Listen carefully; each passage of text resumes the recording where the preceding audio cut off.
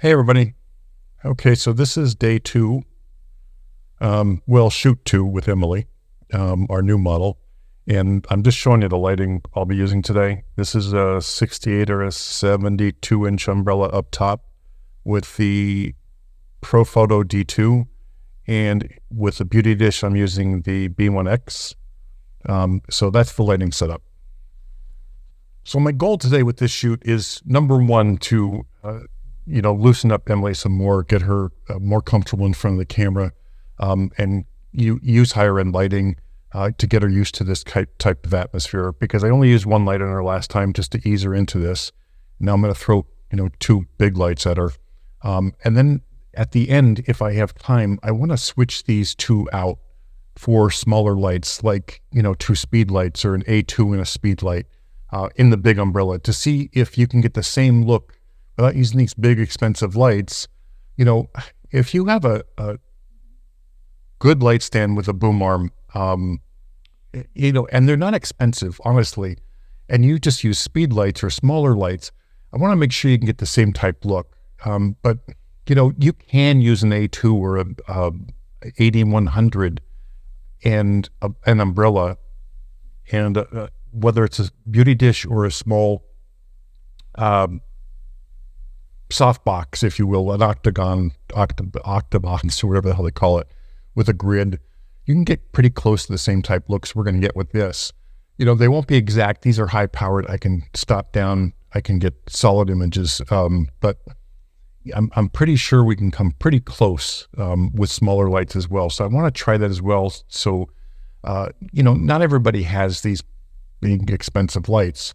And I just want to make sure that, the type of shooting I'm doing and the type of setups I'm doing is accessible to everybody. So anyway, hopefully at the end, if we do have time today, we're going to do that, and we'll show you those as well. Anyway, thanks for watching as always. I hope you enjoy the shoot, and I'm hoping for Emily to just be relaxed and a seasoned pro when she comes in, which, it's not going to happen, but we'll come close. I was really looking forward to this shoot with Emily, because I think she has some talent, and I think, the more we shoot together, the more it's going to come out.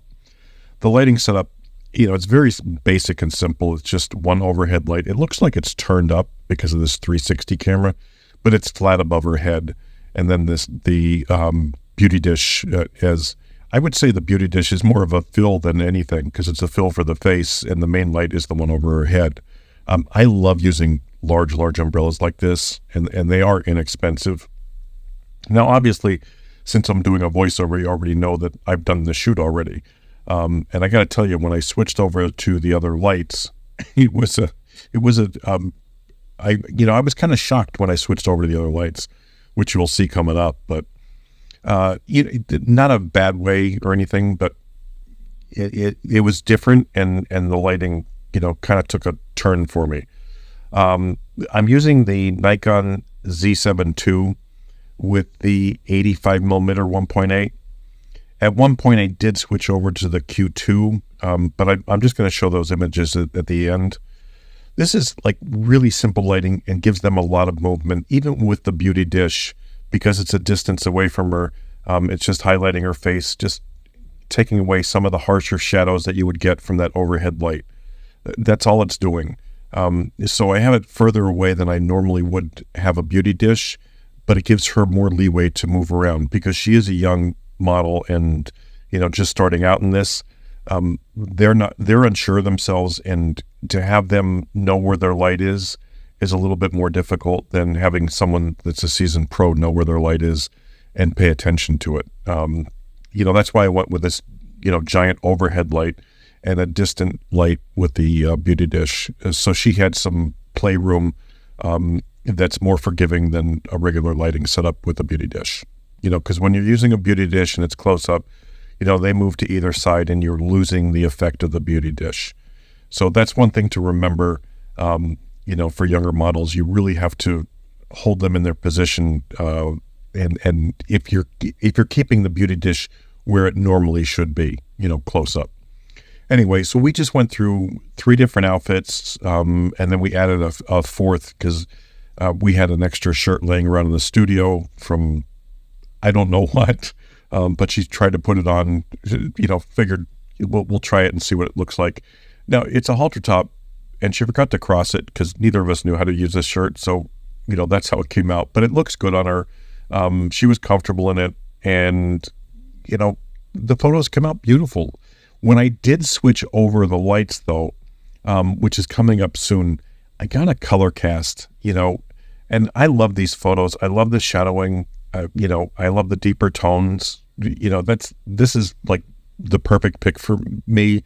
But man, I'll tell you what, like the A2 and the A10 are the two lights that I switched over to.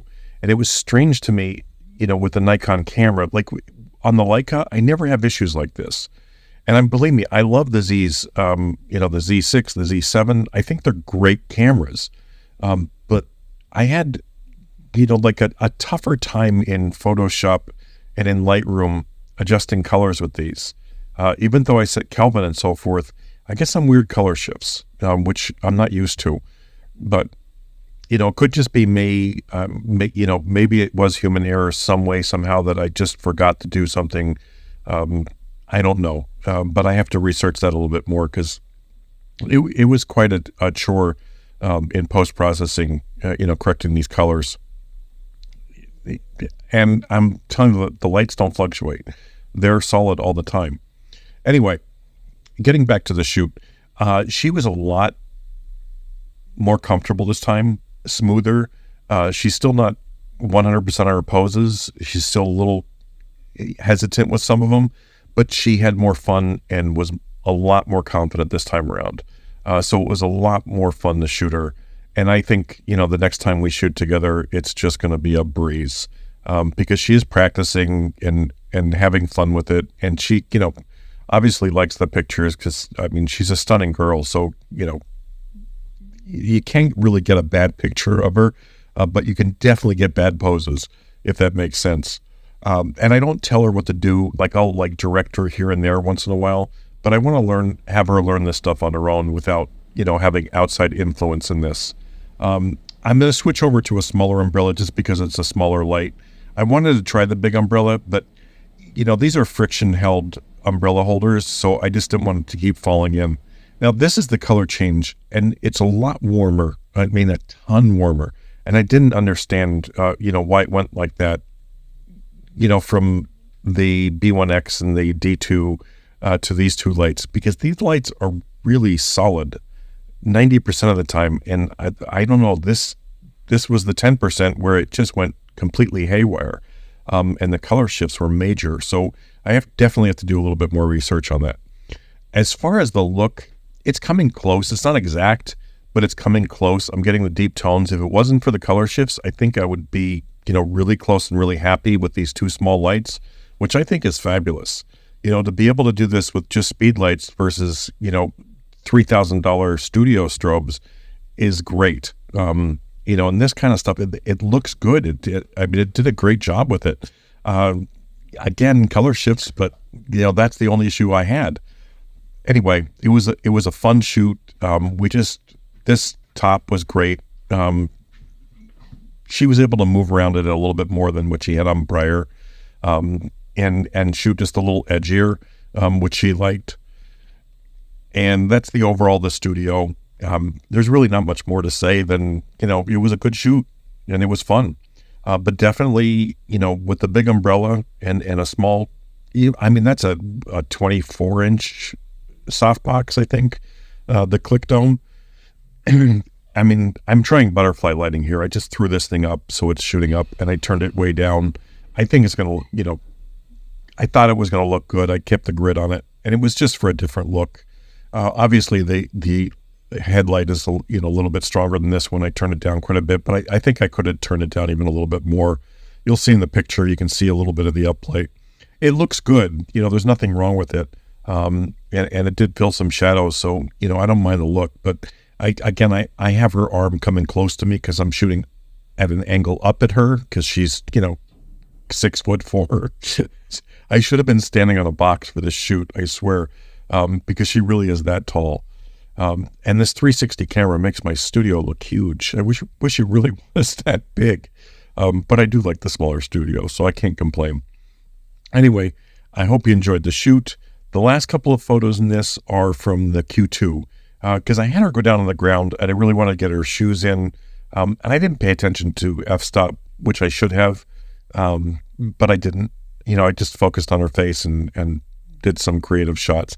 Nothing spectacular, but, something different. Anyway, again, I hope you enjoyed the shoot as always. And if you have any questions, leave them below. But yeah, this was shoot 2 with Emily, and she's doing great. Oh, I pulled out the Stella Pro Reflex S just to do some handheld shots and some unique stuff. That I froze the frame so you can see where it was pointed, because I wasn't pointing it in the right direction. It's a really tight beam. So, if you're doing this handheld, you have to hold it in the right position, because it is such a tight beam with those lenses on there, the Fresnels. Now this, I switched over to that cleared, or the frosted dome diffuser, and it came out really nice. Again, really, really warm. I want to try this with the Leica just to see the color difference, because I'm probably just used to the Leica colors more than the Nikon colors. It doesn't look bad by any means. And again, I love the Nikon Zs. I was just thrown off by the colors in this time around. I don't know why. But I will figure it out, trial and error, and keep doing what you do. Anyway, I hope you enjoyed the photos, and here are a couple from the Q2 coming up.